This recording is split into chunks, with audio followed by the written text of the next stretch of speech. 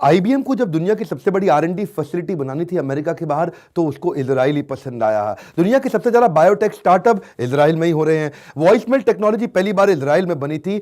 पहला कंप्यूटर का antivirus software 1979 में इजराइल में ही बनाया गया था। वॉइस ओवर इंटरनेट प्रोटोकॉल, जिसको आप वीओआईपी बोलते हैं, जिसपे आप फोन पे बात किया करते थे, वो टेक्नोलॉजी पहले इजराइल में ही आई थी। दुनिया का सबसे बड़ा कम्युनिकेशन राउटर सिस्को के द्वारा इजरायली इंजीनियरों ने तैयार किया था। एक्चुअली ये जो छोटा सा देश है ना, यही इनकी कमजोरी नहीं, इनकी ताकत बन गया।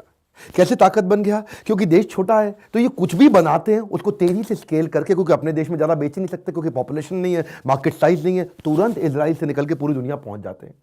हुआ यही, क्योंकि जब ये इजराइल से निकल के पूरी दुनिया में जाने की इनको आदत पड़ गई, तो दुनिया का एक्सपोजर लेके अपने देश में फिर से आ गए।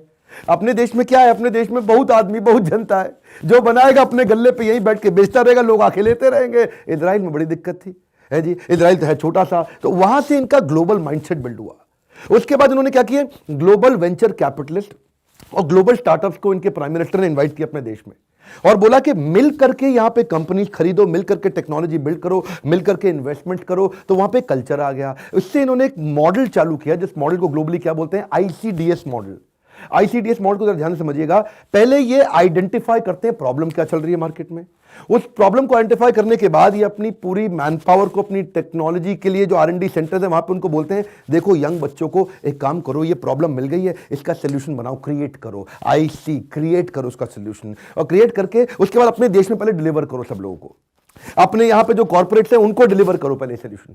उनको डिलीवर कर दिया, यहां पे सोल्यूशन चल गया, बहुत बढ़िया चल गया। उसके बाद पूरा देश मिलकर इसको दुनिया भर में सेल करता है। इसको बोलते हैं आईसीडीएस। हाँ, पहले क्या करो? पहले आइडेंटिफाई करो प्रॉब्लम को, उसी का सोल्यूशन यहीं क्रिएट करो, पहले आसपास आपस में डिलीवर कर दो, फिर पूरी दुनिया में जाके सेल करो। ये टेक्नोलॉजी तैयार करते हैं, बाकी दुनिया में जाके उसके बाद सेल करते हैं। उसको पेटेंट कर लेंगे, उसके कॉपीराइट ले आएंगे, उसकी रॉयल्टी इनकम जनरेट करेंगे, उसको जाकर के बाहर फ्रेंचाइज आउट कर देंगे, उसको लाइसेंस आउट कर देंगे। तो अपने देश में ये दादा बनाने में झंझट नहीं लेते, अपने देश में दिमाग पे इन्वेस्टमेंट कर रहे हैं। कह रहे थे सबसे बढ़िया हमारे इंजीनियर्स, मैन पावर, जितने टेक्निकली स्मार्ट लोग हैं उन पे इन्वेस्टमेंट करो। उनको बोलो तू वो प्रॉब्लम सॉल्व कर जो दुनिया में कोई नहीं कर रहा, उसको यहां सॉल्व कराएंगे, पहले यहां पे लाके डिलीवर करेंगे अपने कॉर्पोरेट को, उसके बाद दुनिया भर में बेचेंगे। इजराइल की सफलता की आपको टेक्नोलॉजी की कहानी में समझाने के लिए 3 स्टेप बताता हूं। इसको समझेंगे आपको पूरा पिक्चर क्लियर होगा। पहले स्टेप में ये क्या करेंगे? जो भी प्रॉब्लम आइडेंटिफाई करते हैं पूरी मार्केट के अंदर, उसके लिए ये अपने आर&डी सेंटर्स में, अपने एकेडमिक सेंटर्स में, अपनी लेबोरेटरीज में, अपनी मैन पावर पे पैसा लगा देते हैं।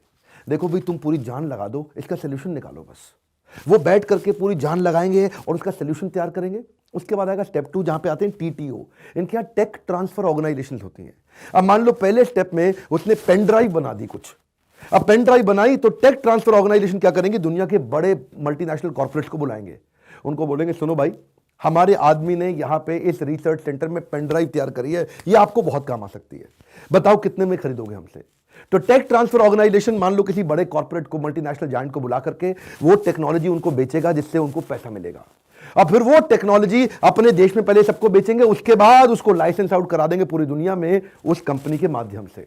तो अब पूरी दुनिया में हो सकता है आर&डी वाला आदमी ना बेच पाए, साइंटिस्ट ना बेच पाए, इंजीनियर ना बेच पाए, उसको वो समझ नहीं है, उसको कमर्शियल वायबिलिटी का पता नहीं, उसको वैल्यूएशंस का नहीं पता, उसको स्केलेबल मॉडल्स का नहीं पता, उसको बिजनेस की अंडरस्टैंडिंग नहीं है। तो टीटीओ बीच में, टेक ट्रांसफर ऑर्गेनाइजेशन, आज ये हमारे देश में बहुत जरूरी है।